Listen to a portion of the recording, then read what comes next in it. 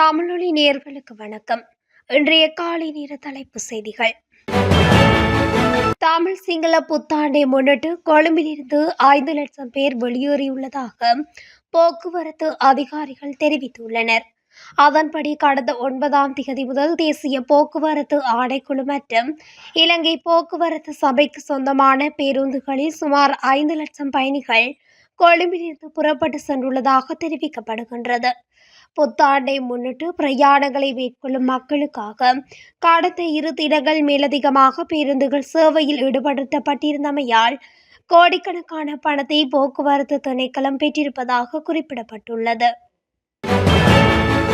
சிறந்த மற்றும் புதியதொரு தேசத்தை உருவாகும் கனவிற்காக இடைவிடாமல் போராடும் வேளையில் நாம் தமிழ் மற்றும் சிங்கள புத்தாண்டை கொண்டாடுவதாக ஜனாதிபதி அனுரகுமார திசாநாயக்க தெரிவித்துள்ளார். அவர் நேற்று வெளியிட்டுள்ள புத்தாண்டு வாழ்த்து செய்தியில், இன்றைய சமூகம் பல்வேறு பிரிவுகளால் வேறுபட்டிருந்தாலும் புத்தாண்டு போன்ற கொண்டாட்டங்கள் பிரிவுகளை களைந்து சமூகத்துக்குள் மீண்டும் ஒற்றுமை, நல்லிணக்கம் மற்றும் சகவாழ்வை பாதுகாப்பதற்காகவே உருவாக்கப்பட்டுள்ளதாக குறிப்பிட்டுள்ளார். சமீபத்திய நாட்களில் நாட்டின் பல பகுதிகளில் நடந்த பல வாகன விபத்துகளில் 5 பேர் உயிரிழந்துள்ளதாகவும் அவர்களில் 1 வயது மற்றும் 7 மாத குழந்தையும் அடங்குவதாகவும் கூறப்படுகிறது. மகவ போலீஸ் பிரிவின் அனுராதபுரம் பதேனியம் வீதியில் உள்ள கெடபகீவ பகுதியில் இடம்பெற்ற விபத்தில் வேன் ஒன்று விபத்துக்குள்ளாகியுள்ளது. சாரதியின் கட்டுப்பாட்டை இழந்த வேன் வீதியை விட்டு விலகி வீதியோரத்தில் இருந்த மரத்தில் மோதி விபத்துக்குள்ளாகியுள்ளது. விபத்தில் உயிரிழந்தவர்கள் வெளிவேறிய கஜிவத்தை பகுதியைச் சேர்ந்த 56 வயதுடைய ஆண் மற்றும் 53 வயதுடைய பெண் என அடையாளம் காணப்பட்டுள்ளனர். இதற்கிடையில் பலாங்குடை போலீஸ் பிரிவின் ருக்மல் கந்துர பகுதியில் வீட்டின் முன்முற்றத்தில் நிறுத்தப்பட்டிருந்த கனரக வாகனத்தை ஆயத்தப்படுத்தி பின்னோக்கி செலுத்தப்பட்ட போது வீட்டில் இருந்த குழந்தை இடது பின்புற சக்கரத்தின் கீழ் நசுங்கி உயிரிழந்துள்ளது.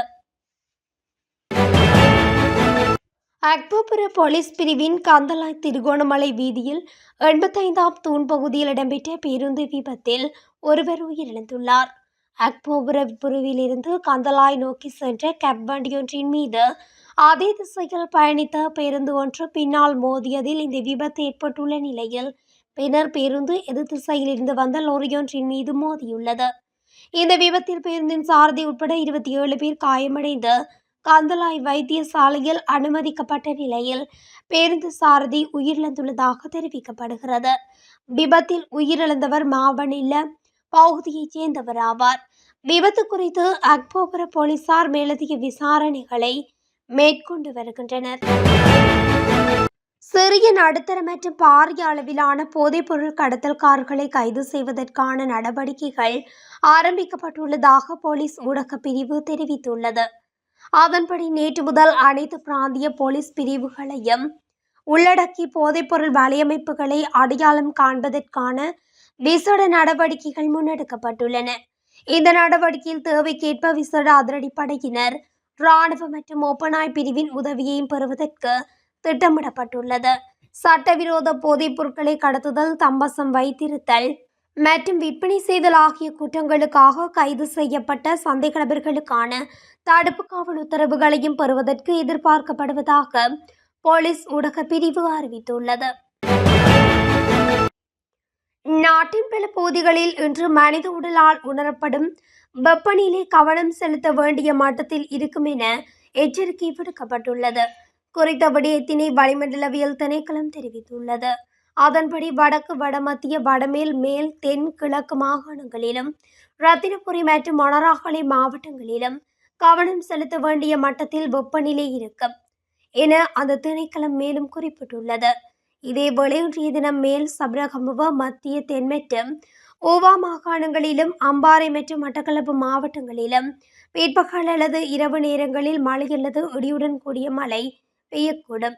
சப்ரகமுவ, மத்திய மற்றும் ஊவா மாகாணங்களிலும் பொலனறுவை மாவட்டத்திலும் காலை வேளையில் சில இடங்களில் மூடுபனியுடன் கூடிய வானிலை எதிர்பார்க்கப்படலாம் என வளிமண்டலவியல் திணைக்களம் அறிவித்துள்ளமை குறிப்பிடத்தக்கது.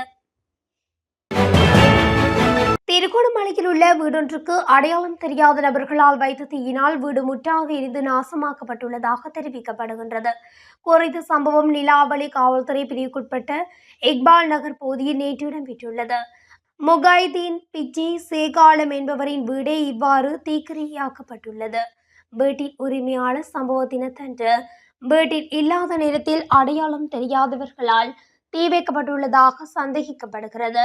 இந்த சம்பவத்தில் வீட்டின் சமையலறை பொருட்கள் உட்பட வீட்டு தளபாடங்கள் என பல பொருட்கள் நாசமாகியுள்ளதாக உரிமையாளர் தெரிவித்துள்ளார். மேலும் இந்த சம்பவம் தொடர்பில் பாதிக்கப்பட்ட வீட்டின் உரிமையாளர் நிலாவளி காவல் நிலையத்தில் முறைப்பாடு செய்துள்ளதுடன் மேலதிக விசாரணைகளை காவல்துறையினர் முன்னெடுத்துள்ளனர். 2025ஆம் ஆண்டு இதுவரையான நாட்களில் இலங்கையின் சுற்றுலாத்துறை மூலம் கிடைத்துள்ள வருமானம் $1 பில்லியன் அமெரிக்க டாலர்களை தாண்டியுள்ளதாக தெரிவிக்கப்படுகிறது. இதன்படி இந்த வருடத்தின் முதல் 3 மாதங்களுக்குள் 1122.3 மில்லியன் அமெரிக்க டாலர்கள் சுற்றுலாத்துறை வருமானமாக கிடைக்கப்பெற்றுள்ளதாக தகவல்கள் வெளியாகியுள்ளன. மேலும் மார்ச் மாதம் மாத்திரம் 354 மில்லியன் அமெரிக்க டாலர்கள் சுற்றுலாத்துறை வருமானமாக கிடைத்துள்ளது.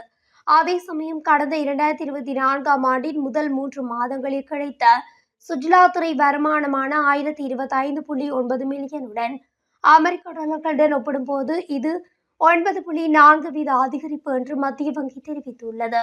சுற்றுலா மேம்பாட்டு ஆணையத்தின் புள்ளி விவரங்களின்படி 2025ஆம் ஆண்டின் முதல் 3 மாதங்களில் இலங்கைக்கு வருகை தந்த வெளிநாட்டு சுற்றுலா பயணிகளின் எண்ணிக்கை 7,22,276 ஆகும். புத்தாண்டு காலத்தை முன்னிட்டு அதிவேக வீதியில் கடந்த 3 நாட்களில் 134 மில்லியன் ரூபாய் வருவாய் ஈட்டப்பட்டுள்ளது. ஏப்ரல் 11, 12, 13 மற்றும் திகதிகளில் இவ்வாறு 3,87,000 வாகனங்கள் அதிவேக வீதியில் இயக்கப்பட்டதாக அதிவேக வீதி பராமரிப்பு மற்றும் முகாமை பிரிவின் பிரதிபலிப்பாளர் நாயகம் தெரிவித்துள்ளார். கடந்த 2 நாட்களில் மாத்திரம் இந்த வீதியில் 10,23,00,000 ரூபாய் வருவாய் ஈட்டப்பட்டுள்ளது. இந்த வருவாய் 11 மற்றும் 12ஆம் தேதிகளில் அதிவேக வீதியில் பயணித்த 2,97,736 வாகனங்களில் இருந்து ஈட்டப்பட்டுள்ளதாக தெரிவிக்கப்படுகிறது. மணராகலை ரணவராவ சந்தையில் உள்ள பேருந்து தரிப்பிடத்துக்கு அருகில் இனம் தெரியாத நபர்கள் சிலரால் குடும்பஸ்தர் ஒருவர் வெட்டி படுகொலை செய்யப்பட்டுள்ளார். குறித்த சம்பவமானது நேற்று அதிகாலை இடம்பெற்றுள்ளது. இதன்போது கொலை செய்யப்பட்டவர் வெள்ளவாய ரந்தனிய பிரதேசத்தைச் சேர்ந்த 55 வயதுடையவர் ஆவார்.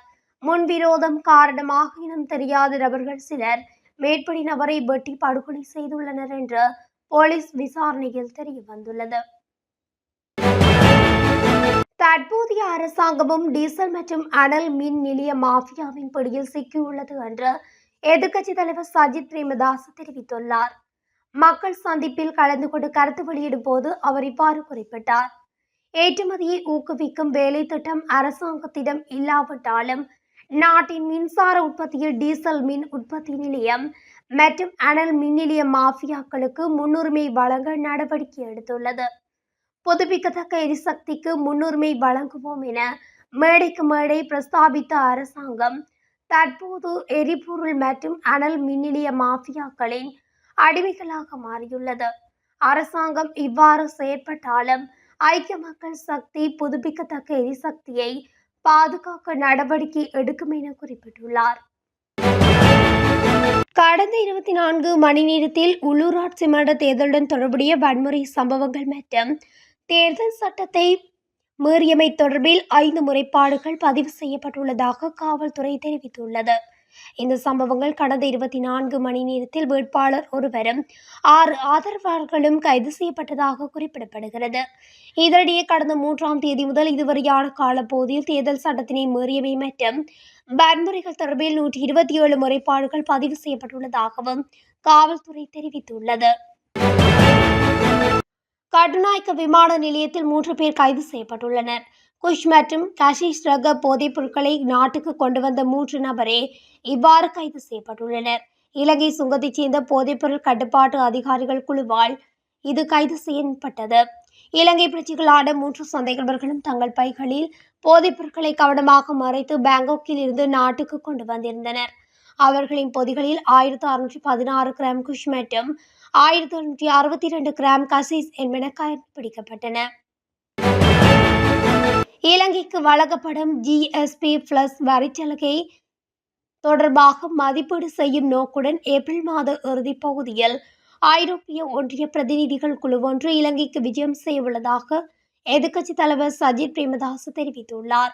அந்த குழுவினர் அரசு அதிகாரிகள் மற்றும் உள்ளூர் பிரதிநிதிகளுடன் கலந்துரையாட நடத்தவுள்ளதாகவும் GSP பிளஸ் சலுகையின் நிபந்தனைகள் குறித்தும் விவாதிக்கப்பட உள்ளதாகவும் அவர் குறிப்பிட்டுள்ளார். இத்துடன் தமிழொலியின் இன்றைய காலை நேர தலைப்பு செய்திகள் நிறைவடைகின்றன. தொடர்ச்சியாக செய்திகளை அறிந்து கொள்ள தமிழொலி ஊடகத்துடன் இணைந்திருங்கள். நன்றி, வணக்கம்.